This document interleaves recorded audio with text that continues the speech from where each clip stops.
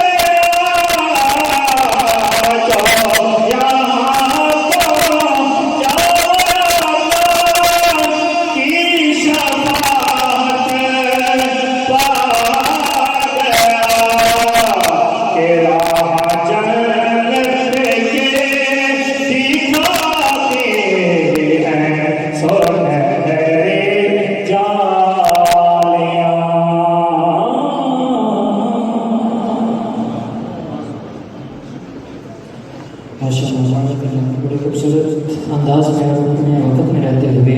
جملہ انجم ریاض انشدی صاحب اپنی حاضری پیش فرما رہے تھے. نعت رسول مقبول صلی اللہ علیہ وسلم پیش کرنے کے لیے مقصد سے وقت کے لیے میں گزارش کروں گا. ہمارے مہمان تشریف فرما ہوئے ہیں جو آپ کا پرسہ کے ساتھ آئے ہیں محمد طلحہ رضا صاحب جو کہ بیرا شریف سے تشریف اللہ علیہ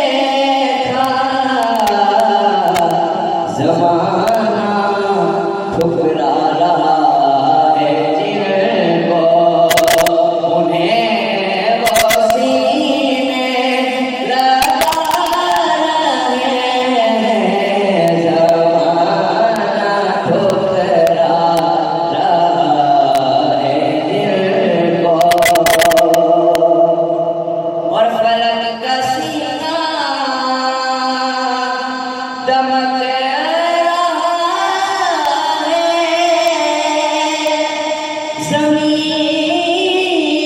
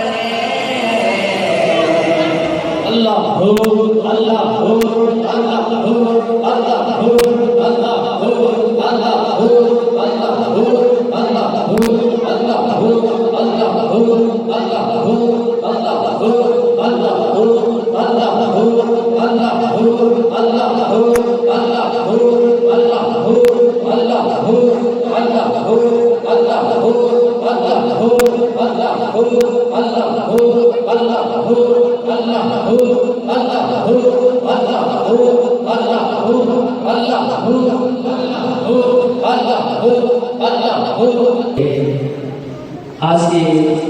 ہمارے معزز مہمان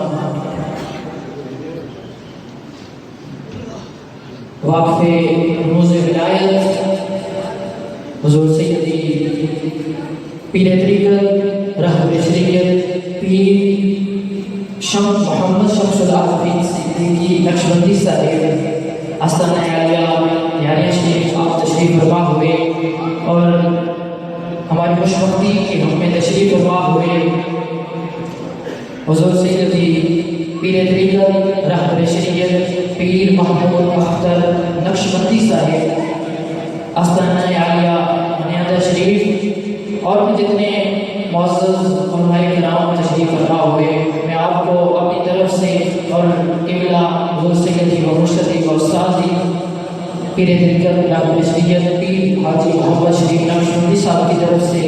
اور صاحبزادہ والی شان صاحبزادہ محمد عاصم شریف نقشبندی صاحب کی طرف سے اور دیگر اساتذہ کرام کی طرف سے دل کی عطا کریوں سے آپ کو خوش آمدید کرتا ہوں، شکریہ ادا کرتا ہوں۔ خطاب کے لیے میں بڑے ہی ادب و احترام سے مولانا گزارش کروں گا فخر اہل سنت سرمایہ اہل سنت عالم نبیل فاضل جلیل حضرت علامہ مولانا ڈاکٹر محمد نعیم الدین الازہری صاحب میں آپ سے مولانا گزارش کرتا ہوں کہ آپ اپنی مسند میں تشریف فرما ہوں اور اپنے علمی خطاب سے ہم سب کی اصلاح فرمائیں۔ نعرہ تکبیر، نعرہ گونج میں استقبال کیجیے، نعرہ تکبیر،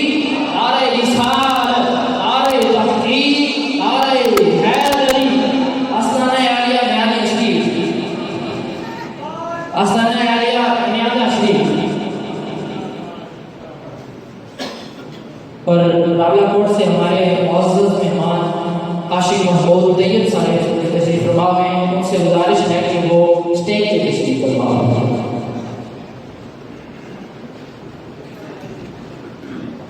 الرحمن الرحیم الحمدللہ رب العالمین والصلاة والسلام علی سید الانبیاء والمرسلین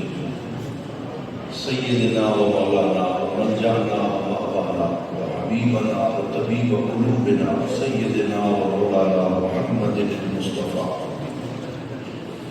صلی اللہ علیہ وسلم وعلی آلہ الطیبین الطاہرین و ازواجہ الطاہرات امہات المؤمنین وأصحابه الهادين المهديين وأولياء أمته وعلماء ملته أجمعين، أما بعد فأعوذ بالله من الشيطان الرجيم، بسم الله الرحمن الرحيم، قال الله تبارك وتعالى في القرآن المجيد والفرقان الحميد، إنما يخشى الله من عباده العلماء،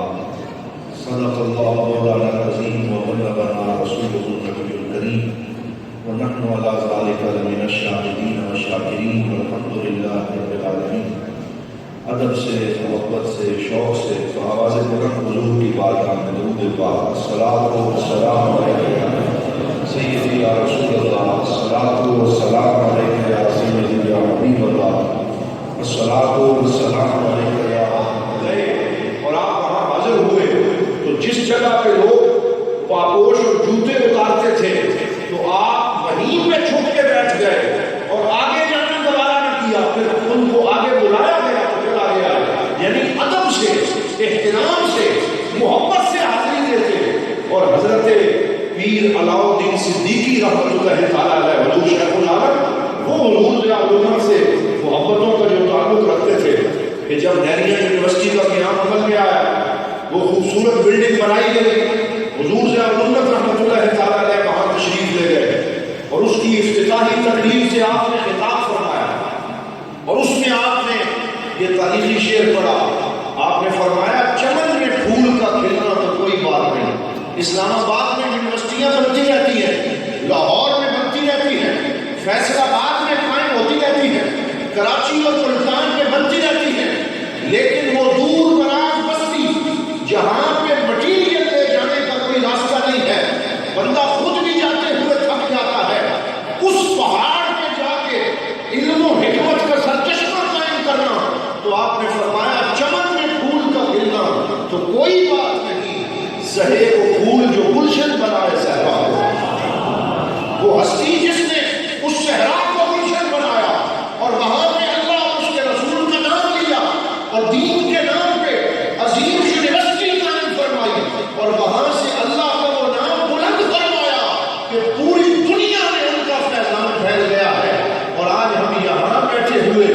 کے اس فیضان کا تذکرہ کر رہے ہیں. تو اللہ تعالیٰ حضور شیخ الاسلام حضور شیخ العالم رحمۃ اللہ تعالیٰ علیہ ان کے فیضان میں بھی مزید برکتیں عطا فرمائیں. اور میں اپنی گفتگو کے آغاز میں آج خاص طور پہ اس ادارے کے بانی سرپرست جناب محترم حاجی شریف صاحب زیدہ مجدہ اور پیر محمود اختر صاحب اور آپ کے پورے سینٹر کو یہ مبارکباد بھی دینا چاہتا ہوں کہ جناب صاحبزادہ ثاقب شریف صاحب الازہری زیدہ مجدہ انہوں نے بڑی کوشش کے ساتھ بڑی محنت کے ساتھ جامعہ الازہر میں جو اپنا علمی سفر شروع کیا اور کلیہ اصول الدین میں علم حدیث کو حاصل کرنا شروع کیا، محنت سے اساتذہ کے سامنے زانون تلمس طے کیا، وہ سفر رکا نہیں جاری رہا اور الحمدللہ کل 24 مارچ کو جامعہ الازہر سے ان کو ایم فل کی ڈگری عطا ہو رہی ہے. یہ بھی ایک مبارکباد کا موقع ہے، خوشی کا موقع ہے کہ اللہ رب العزت نے اس ادارے کے اندر صاحبزادہ صاحب جنہوں نے آگے کام کرنا ہے اور دین کے مشن کو پھیلانا ہے اور اس کے فروغ میں انشاءاللہ اپنی خدمات پیش کرنی ہے، تو ان کا جامعہ الازہر سے ایم فل مکمل ہو رہا ہے. ہم دعا کرتے ہیں اللہ رب العزت ان کے علمی سفر میں بھی مزید بہاریں اور ان کے برکتیں عطا فرمائے. میرے بعد انشاءاللہ خصوصی خطاب حضور قبلہ پیر صاحب نے کرنا ہے. میں تو سبق سناتے ہوئے آج یہاں پر 3 یا 4 روایات وہ عرض کر رہا ہوں جو حضرت سیدنا صدیق اکبر یار غار مصطفیٰ یار مزار مصطفیٰ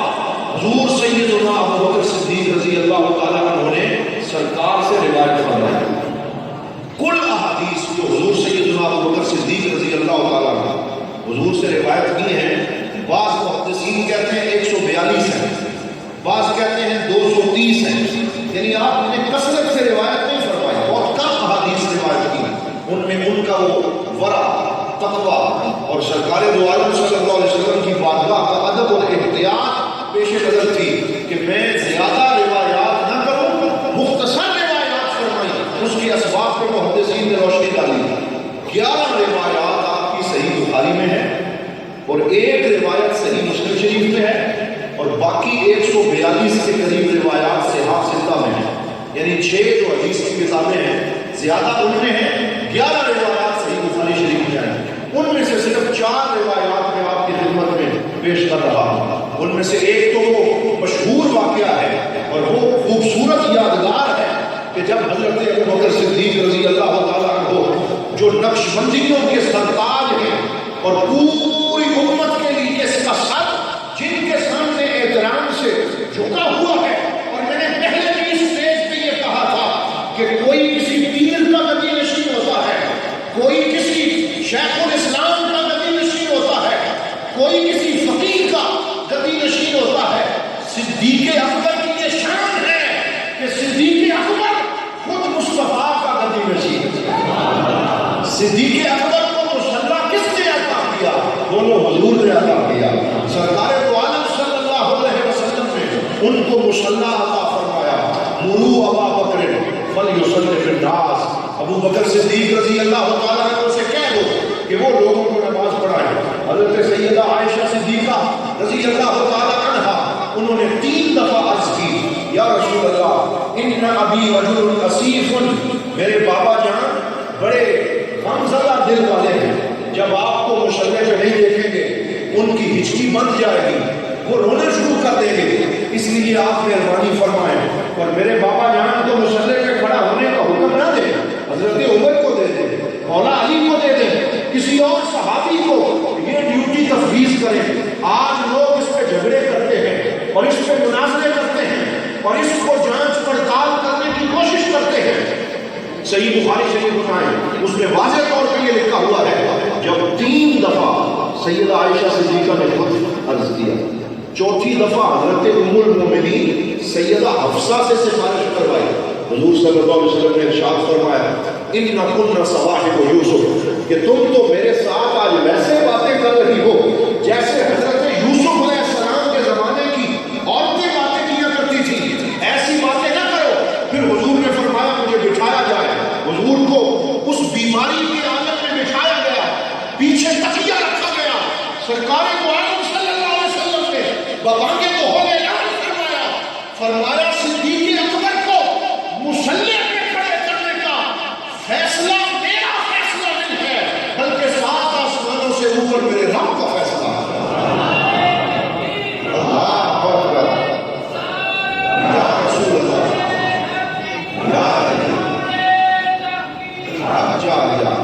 تو حضرت سیدنا ابو بکر صدیق کو جو مصلی عطا ہوا ہے کہو وہ مصطفیٰ سے بھی عطا ہوا ہے، وہ خدا سے بھی عطا ہوا ہے، وہ بارگاہ الوہیت سے عطا ہوا ہے۔ ایک عورت مسئلہ پوچھنے آئی، میرے آقا صلی اللہ علیہ وسلم کی زندگی کے آخری ایام تھے، اس نے عرض کیا یا رسول اللہ مجھے فلاں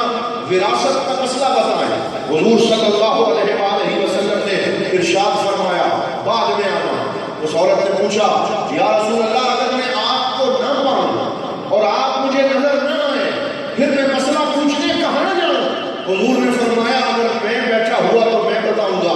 اگر میں موجود نہ ہوا تو میرے یار غار ابو بکر صدیق سے پوچھ لینا، ان کے پاس چلی جانا۔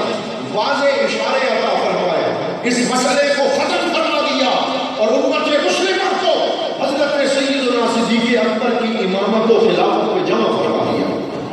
حضور نبی رحمت صلی اللہ علیہ وسلم کے یہ وہ عظیم صحابی جب سرکار نے ان کو ہجرت کی رات اپنے ساتھ لیا، وہ ہمارے ہاشمی میاں فرماتے ہیں کہ ہجرت کی رات تھی، رحمت کی برسات تھی، واہ کیا بات تھی۔ ہجرت کی رات تھی، صدیق اکبر رضی اللہ تعالیٰ عنہ کو ساتھ لیا اور حضرت سیدنا صدیق اکبر رضی اللہ تعالیٰ عنہ حضور صلی اللہ علیہ وسلم کی رفاقت میں نکلے۔ پہلے سے 2 سواریاں تیار کر رکھی، راستے میں کسی بندے نے حضرت ابو بکر صدیق کو پہچان لیا اور ان سے کہنے لگا کہ میں آپ کو تو جانتا ہوں، آپ کے ساتھ کون ہے؟ تو حضرت ابو بکر صدیق فرماتے ہیں میری صداقت کا امتحان تھا، اگر بتاتا ہوں تو سرکار کو گزن پہنچانے کا خدشہ ہے کہ یہ راز فاش کر دے گا، بتانے کی اجازت بھی نہیں، چھپاتا ہوں تو صداقت پہ حق پاتا ہے، اب کیا کروں؟ اللہ رب العزت نے ان کے ذہن میں جملہ ڈال دیا اور ان کی رہنمائی فرمائی۔ حضرت ابو بکر صدیق نے کیا فرمایا؟ ھذا ھاد یہدنی الی الطریق، فرمایا یہ میرے ہادی ہیں، مجھے راستہ دکھاتے ہیں۔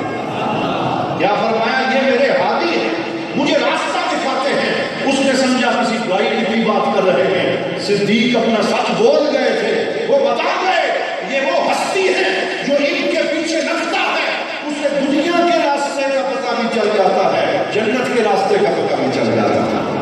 پھر حضور صلی اللہ علیہ وسلم کو لے کے آگے بڑھے اور وہ سفر جہاں سعودیہ والوں نے آج لکھ کے لگایا ہوا ہے، اب خیر ان کے دن گنے جا چکے اور وہ جو باتیں کرتے تھے سرخ رومالوں والے اب چھپنا شروع ہو گئے، اب ان کا دور ختم ہو رہا ہے۔ ویڈیوز بناتے تھے، سرخ رومالوں میں لکھتے ہوئے کہتے تھے بارے سور میں جانے کی کوئی ضرورت نہیں، بورڈ لگائے ہوئے ہیں کہ ادھر تم ٹھگو گے، یہاں نہ جاؤ، ادھر جانے کا کوئی شریعت نے حکم نہیں دیا۔ ہم کہتے ہیں شریعت نے حکم نہیں دیا، محبت نے حکم دیا ہے، عشق نے حکم دیا ہے، کیونکہ جہاں جہاں سے وہ گزرے، جہاں جہاں ٹھہرے، وہی مقام محبت کی جلوہ گاہ بنے۔ وہ سرکار دو عالم کے قدم لگے ہیں، حضرت ابو بکر صدیق کے قدم لگے ہیں۔ جب بندہ وہاں جاتا ہے ایک ایک قدم پہ اس کے ایمان میں اضافہ ہوتا ہے، حضور سے اس کا تعلق مضبوط ہوتا ہے۔ مجھے الحمدللہ 2 دفعہ غار ثور پہ حاضری کا شرف نصیب ہوا، آج بھی سانس پھول جاتی ہے، بار بار بیٹھ کے دستانا پڑتا ہے۔ صدقے جائیں حضرت ابو بکر صدیق کے کہ انہوں نے خود نہیں گئے، سرکار دو عالم صلی اللہ علیہ وسلم کو اپنے کندھے پہ اٹھایا اور سرکار دو عالم صلی اللہ علیہ وسلم کو لے کے غار ثور پہ آپ حاضر ہو گئے۔ حضور کو باہر رکنے کا عرض کیا، خود اندر گئے، جا کے سارے سوراخوں کو بند کیا اور جو ایک سوراخ باقی رہ گیا اس میں اپنی ایڑی مبارک رکھ لی اور اپنی دستار مبارک، اپنا صافہ مبارک، اس کو کاٹ کے سارے سوراخ بند کر لیے۔ پھر حضور صلی اللہ علیہ وسلم کو عرض کیا یا رسول اللہ اب آپ تشریف لے آئے۔ ہمارے مسلک کے ایک عظیم خطیب نے یہاں پہ عظیم نقطہ بیان کیا اور حق بات کی، انہوں نے کہا یہ حضور صلی اللہ علیہ وسلم نے طریقہ بتا دیا کہ اگر مجھے اپنے دل میں لانا چاہتے ہو، اگر مجھے اپنے دل میں لانا چاہتے ہو، تم چاہتے ہو کہ حضور آ جائیں، سرکار کرم نوازی فرمائیں، تو سرکار ایسے تشریف نہیں لاتے، پہلے ابو بکر صدیق کو